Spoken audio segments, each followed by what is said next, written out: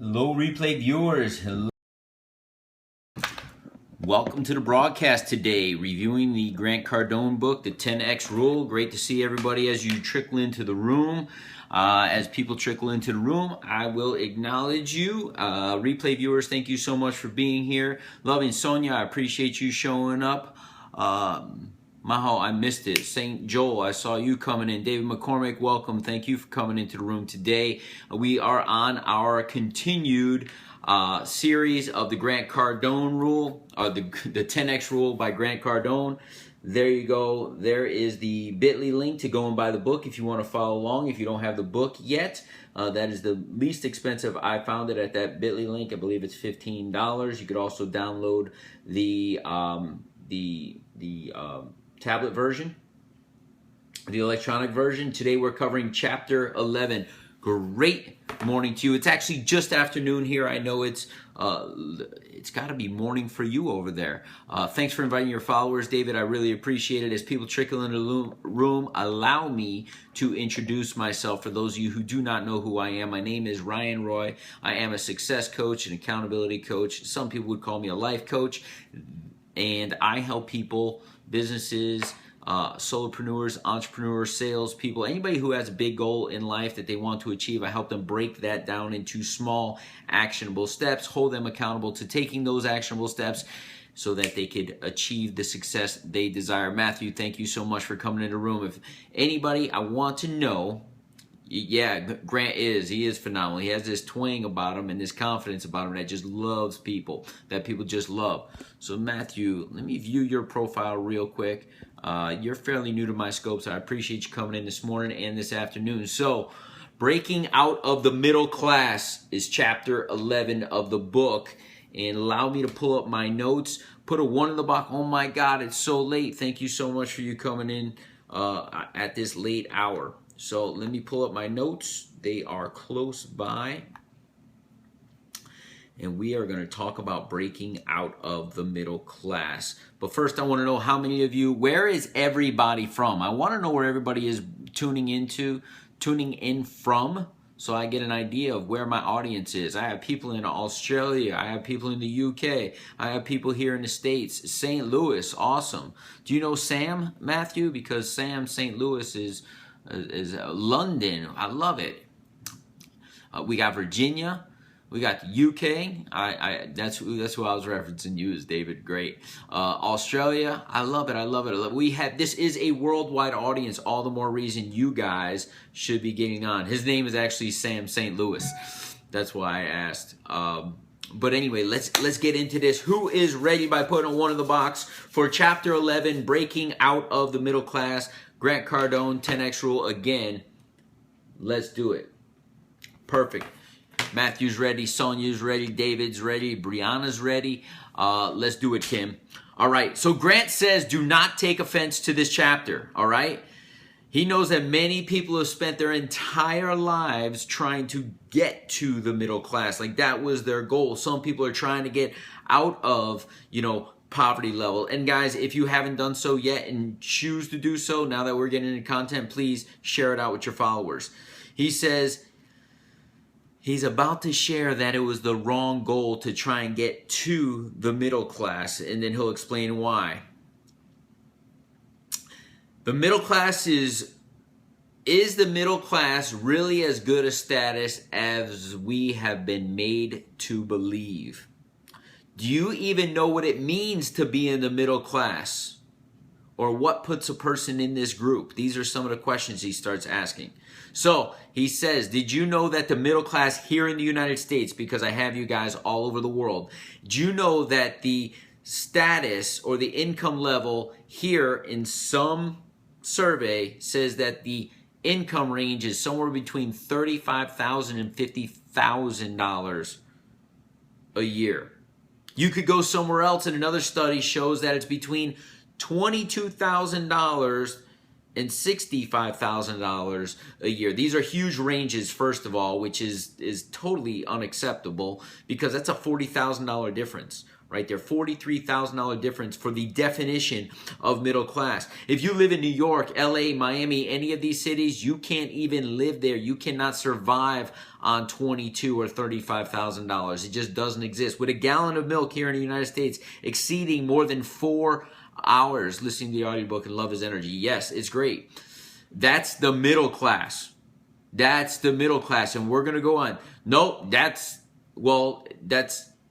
per person. As he described it, it's per person, because we're talking about individuals here. So he goes, so that's the definition of it. That's the income level of it. That's just above broke. That's not even just above broke. That is actually broke, and not to offend anybody, but that is like, if you're living at that level, you're not living. You are not living. The upper middle class. So the upper middle class is defined as someone who earns $1 million. And some people would think $1 million is a lot of money. Put a 1 in the box if you guys think $1 million is a lot of money. If you guys believe that $1 million is a lot of money, feel free to put a 1 in the box. If you don't, there you go. So Kim knows $1 million really isn't a lot of money. And the reason being is because when someone earns more money, they literally come in and they start spending more money. They start buying nicer houses, buying nicer cars, buying different things. And $1 million really doesn't stretch as far as a lot of people would believe it to be. So this is great. So a friend of Grant's or someone, you pay more taxes too, right? Unless you're protected by a tax bracket. And if you understand the laws here in the States, by incorporating and doing certain things, you can save a lot of those monies. But that's a whole other scope. That's talking about big business and just business in general. So a friend of his called him and he says, hey, and he was watching the game on a Sunday. It was a Sunday afternoon. And he says, Grant, I have to net $10,000 to keep my doors open this month. How can I do this? And Grant's response was, are you watching the game? And the guy said, yes. And here was Grant's reply. He goes, what are you doing taking a Sunday off to watch the game? You should be distributing flyers and spending every second of every hour trying to create income in excess of what you need. And by the way, you need 10x or $100,000 in net profits, not 10,000. And his friend responded with this: but it's Sunday. It's a rest day. How many of you believe in a rest day when your business is sinking? How many of you believe in a rest day when your business is sinking? Put a yes or a no. Your business is sinking and you're watching the game. No wonder why your business is sinking. So Grant responded with this: it is for those who were working the other 6 days. The Lord wasn't talking to people who are short on funds and haven't earned that day of rest. So turn off the game, get off the couch, and go get the money you need. Quit being a middle-class slave and go earn the income you need to secure the wealth and your financial freedom for yourself, your household, and your company. And a lot of people would think this is harsh, right? Get up off your keister and go make things happen for yourself. That's what he said. No problem. That's what happens when a call comes in. Thanks for returning back, Matthew. No apologies needed. So the problem with that client, he said, is that he is operating at a base of what he needs, and he's just getting by. How many of you know people like this? How many of you know people that are just getting by and just trying to figure it out and doing just enough energy to pay just enough of the bills and have just enough food on their table, and they treat themselves like once a year to a nice dinner at a fancy restaurant, and that fancy restaurant isn't even that fancy to most people? Good enough sucks. We want more. And that's what he's talking about. Breaking out of the middle class. But first we need to define what the middle class is, right? So he says, well, he wants to have this distinction. First of all, Grant would like to reference the middle class from here on out. The middle class is defined this way, not by income, but by mindset. Because he says that same person making $1 million versus that person making $20,000, if their spending habits and investment habits are the same, guess what? It's the mindset that's keeping them in financial jail. So, he goes, a poll from 2009, realize he wrote this book in 2010, from The Economist, which is a subscription-based thing. He says this, financial jail, right? He had announced that over half the world's population, a JOB is just over broke, over half the world's population now fits into this middle class category. And the definition of that is, the article characterized middle class as having a reasonable amount of discretionary income and not having to live from hand to mouth as the poor do. Does this sound desirable to you? I want to be in the middle class. I don't want to be the guy under the bridge. Nothing wrong with the guy under the bridge. He's going through his season. But guess what? I do not want to be defined as the middle class, as someone who's just above hand to mouth. That's like ridiculous, but that's how this article in 2009 defined it. It says, for many people, the middle class means having a good job with good pay, consistent health care, affordable home, comfortable home, a good education, whatever the heck that means. Time off for vacation. What is the average? And I'm going to ask this around the world. David, I would love for you to chime in on this, and I would love for Kim for you to chime in on this. What is the average amount of time off you have in your country for vacation through a JOB?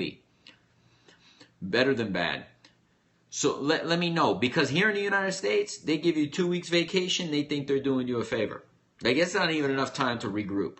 So what is an average amount of time? 4 paid weeks. Awesome. Which is twice as much here in the United States. You got to like be with a company. So 25 days, which is 5 paid weeks. That's awesome, David. It's so much better than the United States. That's 2.5 times. 1 week. Where are you from, Angelina? Is that right? My cat's playing with my feet. Sorry about that, guys. So 1 week. 1 week is ridiculous. That's like 5 days a year. That's nothing for anybody to recoup. That's like enough for you to tease and be like, oh my God, I got to wait 51 more weeks to go do it. But we can take leave without pay in most jobs. See, and you can't even do that here in the United States. So Philly, you're from Philly. See, these are the challenges of the middle class. So he says, let's do this. Let's say we make $60,000 a year, right? Which is the upper end of the middle class as it's defined here in the United States. Vacation, 2 weeks, if that. If you're a workhorse, 40 hours of pay for 3 people's jobs, 80 plus works. No thanks, right? No thanks. I don't desire that either. So on the higher end of the scale, he used this example. Let's say you make $60,000 a year, individual. $15,000 goes to taxes. If you know how to manipulate the system, it could be a little bit more. If you know the rules of the game. Many people don't know the tax rules and the rules of the tax game, and therefore they're paying way too many taxes that the government reimburses them at the end of the year or around April 15th. And people are like, woohoo, I got money back. No, they took your money, they invested it, and you're sitting there happy that they had your money, made money on it, and then they gave it back to you. You could have been doing stuff with your own money. It's a savings plan by the government. But it's not a savings plan for you, it's a savings plan for them. They're investing your money as you're actually happy they're giving it back to you, which is bass-ackwards to me. Notice I said bass-ackwards. It's ass-backwards, right? So they are saying, in the book he says, people are lucky if they have 1/3 of their money as discretionary income. So that leaves $32,000. $32,000 for you to cover your basic necessities. For those people, that's home, that's school, that's food, that's car payments, fuel, medical, emergencies, vacations, savings, and that leaves you with a little bit less than $1,000. You're welcome. A little bit less than $1,000 a month for you to do what you want. Realize, I didn't say anything in there, people. Your cost of living, I thought, was low compared to us. Food and utilities, car, and especially fuel. But it's all relevant, right? So it depends on how far the dollar's going versus your money. It depends on a lot of things. And the cost of living is low. But if you just saw that $22,000 is like middle class, that's a problem. That's a problem. Because still a gallon of gas is $2.50. Plus we drive everywhere. So cable bill, $200 a month, people. Cell phone bill, $100 a month, bare minimum, right? With data and stuff. That's $300 of your $1,000. That doesn't count going out to dinner. You can't go out to dinner, a decent dinner, for less than $50 for a couple or $100 for a family. So where is, and then who knows about emergencies? So people are challenged with this. Does that sound desirable to you? No. So we need to break out of this middle class mentality. The educational system. Everyone has cable. Do you have free to air too? We don't have free TV. Free TV doesn't exist. Free TV doesn't exist in the United States. You can get an antenna, and there's a couple things that I know you can do to get it, but TV is not free. You can't even get a local channel without buying an antenna, right? There is no cable. There's non-cable. There is non-cable TV, but you get like limited channels, and there's Sling and all kinds of other things. So in order for you to get TV, and here in the States, just so you know, Kim, it's sickening. There's an ungodly amount of channels, and if there's like one, they make packages. They make packages. So you can, for $79, get this, but you need your internet also. But if there may be one channel, like say ESPN, that you know everybody wants, it's on the next tier. So you'll get 50 other channels that you don't want, but to get that one channel you want, there's another tier. It's crazy.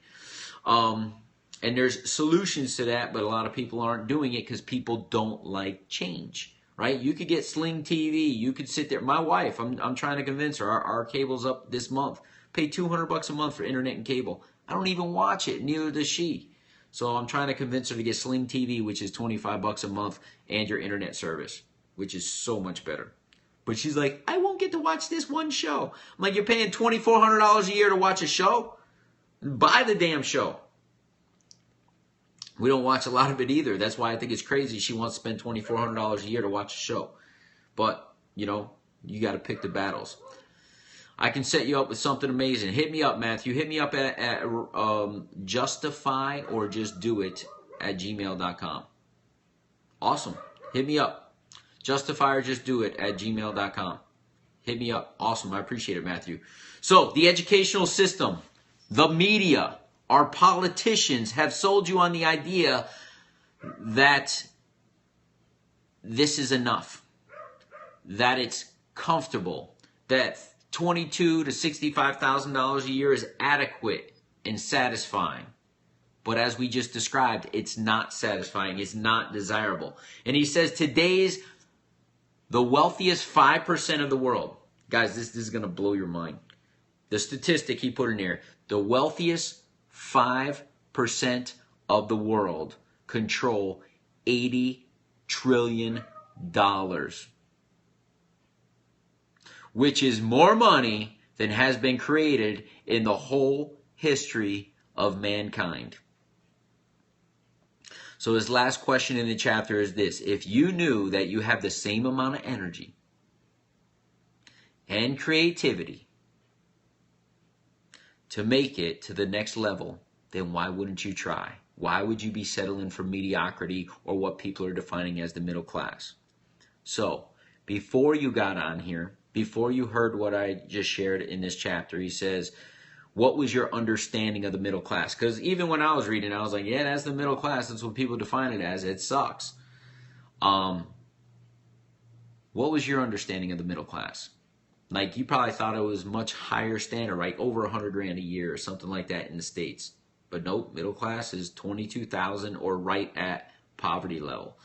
What are because they don't want people to feel bad, right, about where they are. What are the income levels of the middle class? We define them as $22,000 to $65,000. Some people said $35,000 to $55,000, but at the end of the day, it's way too low. And then now, what does middle class mean to you? For me, I mean, bare minimum $250,000 a year would be like bare minimum, because that's still just getting by. As he said, $1 million doesn't stretch you that far. So what is the mindset? Tomorrow's chapter is this: obsession isn't a disease, it's a gift. Be interested to see the definition of middle class a decade ago. And I don't think it was much different, to be honest with you. I don't think it was that much different. Here's the challenge with that, Kim. Here's the challenge with that. Even less than a decade ago, in 2009, so we're talking, 7, almost 8 years ago, 2009, the dollar stretched a lot further than it does today, and the parameters were just the same. Absolutely, government lowered the standing, and the dollar doesn't go as far, so it's the same number, but the dollar doesn't go as far, so you could obtain far less goods than you could 10 years ago with the same parameters. And they keep doing that. They're like, oh, you make 22 grand a year, you're awesome. And that, got to pay taxes on that and some, but thank you for not allowing me to pay taxes on my big whopping 22,000. So there are things you can do about that, Brittany. I don't know. It all depends on where you are, whether or not you have kids, whether or not you're in school, and you can declare a certain amount of people or take. When you go to your job, it says how many dependents do you have, how many of this, how much money do you want to put towards your taxes. Do you get a check back at the end of the year, Brittany? And you probably do. So wouldn't it be better to have that money in your pocket now to take care of some of the things you need than to get a check of $2,000 or $3,000 at the end of the year? You can do that. You just need to check off the right boxes with your employer, and you could go anytime to HR and say, I need less money deducted out of my check. What box do I check? And they will let you know, because you need more money to survive. The other thing is, guys, you could do two things in this world to create more money in your life. One, you could spend less, or you can, two, make more money. And there's so many ways to make money, people. I'm actually building a course right now. Thank you so much, Matthew. I appreciate it. I'm building a course right now on Become Your Own Money Tree. How many of you would like to become your own money tree? Put a 1 in the box. How many of you would like to become your own money tree? Put a 1 in the box. And it's just a different mindset and learning some things that you hadn't learned before. It's going to be all the financial strategies. Is there a package for your job there? Yeah, medical is in the pack. Oh, no, not always. Not always. Not always. In the total wage. Is it included in the wage total? Nope, not always, Kim. And a lot of times, in the United States, you got to pay a portion. So the company will pay half your medical, and you got to pay the other half. So let's say they pay $300 or $400 a month. Sometimes you have to match that. It all depends on the company you're with.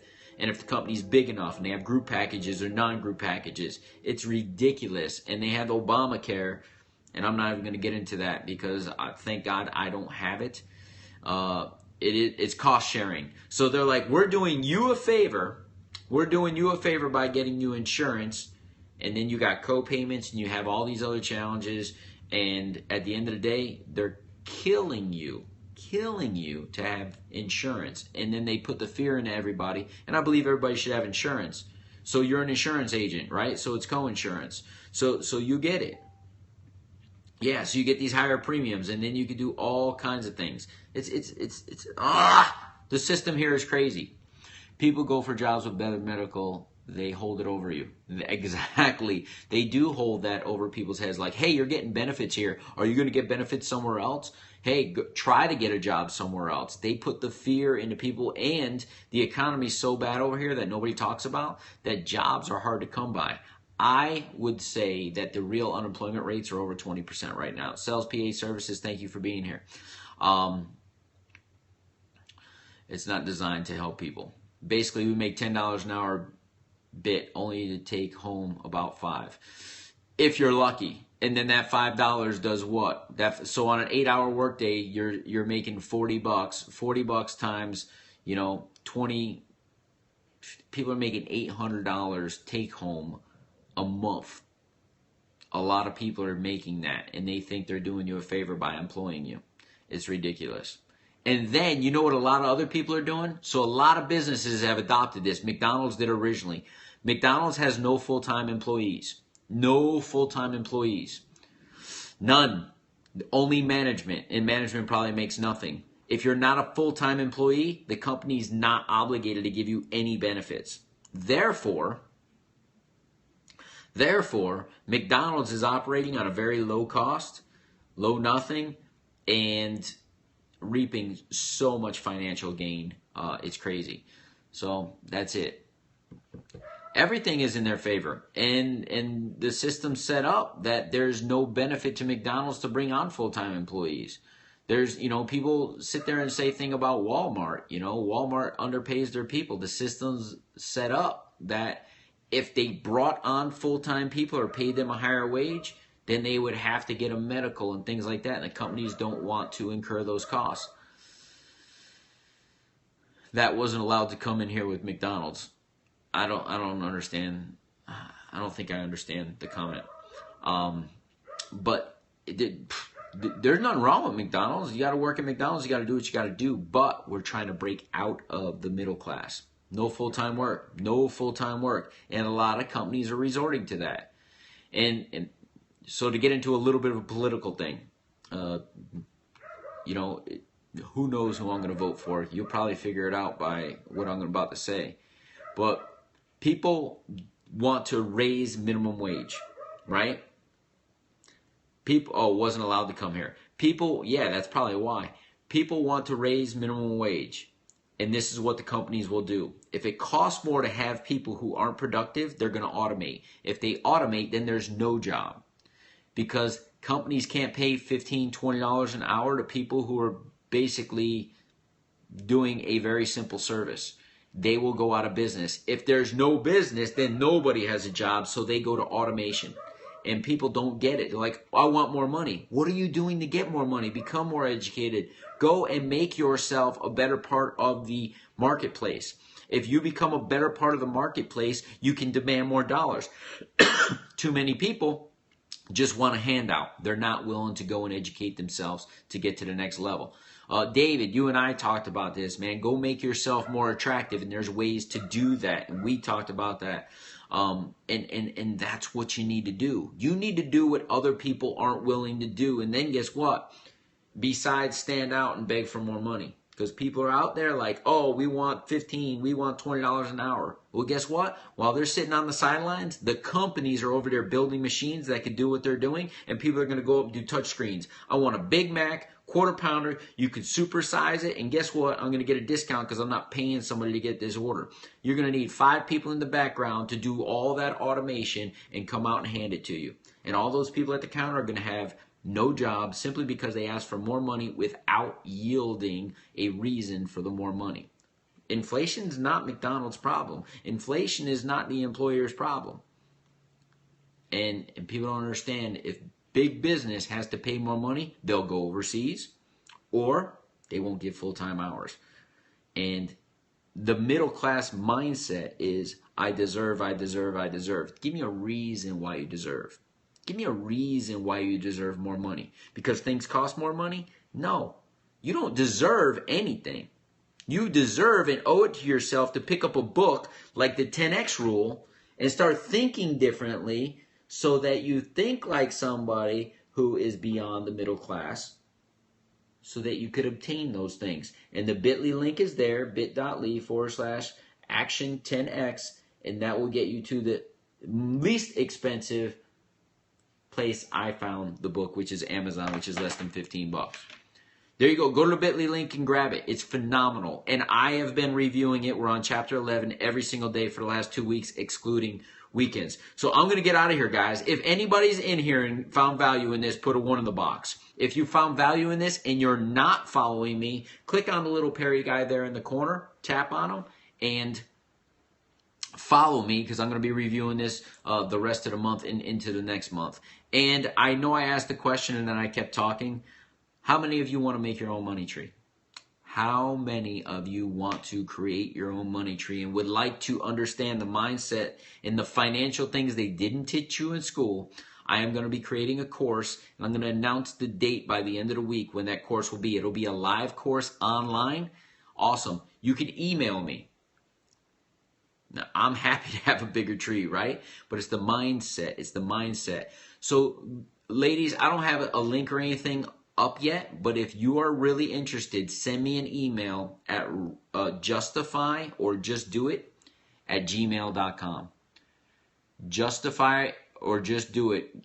David, could you put that in there for me? Justify or just do it at gmail.com. And David, that'll be part of your package, just so you know. It'll be something that'll be given to you when it's created. And I mapped it all out this weekend. Justify or just do it at gmail.com. If you look in my bio, there is Justify.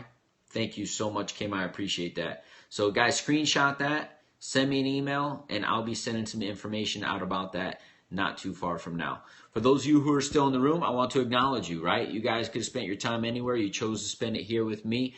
Oh, Marlis, thank you so much for being here. Kim Buchanan, thank you. Angelina, I'm going to follow you. Ooh, you're fairly new to Periscope. And I do a scope train. If you're interested in that, we could also do that. You go to ryanroy.me/train to get more information on that. Brittany Fisher, I appreciate you being here. Same thing to you. Look forward to seeing you in some more of my scopes. Gentle Spirit Vegan. Sabrina, thank you for being here. And Adrian, thank you so much. Earls, you guys are awesome. I appreciate you. And we will talk soon. Mr. Rodney Smith.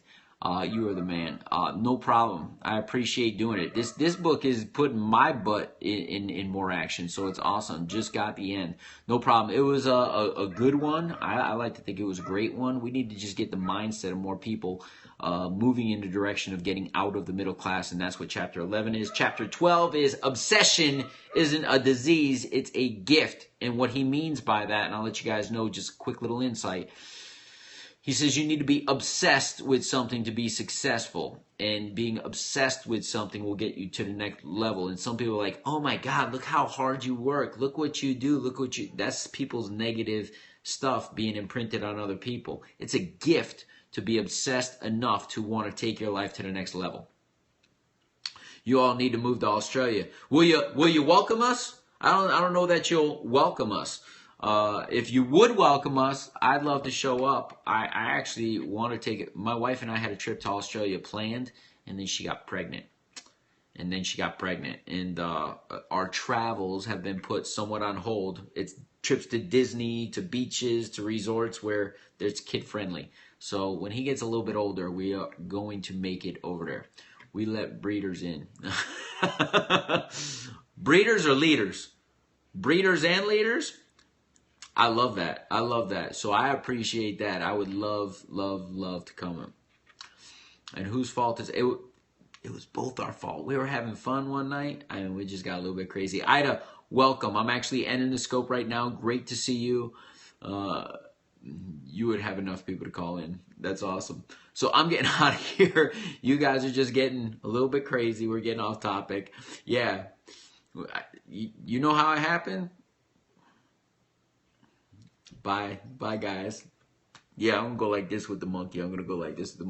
Have a great day. I'll see you guys later. I'll probably be doing a scope later on becoming your own money tree. All right. Let's just leave it. Bye, guys.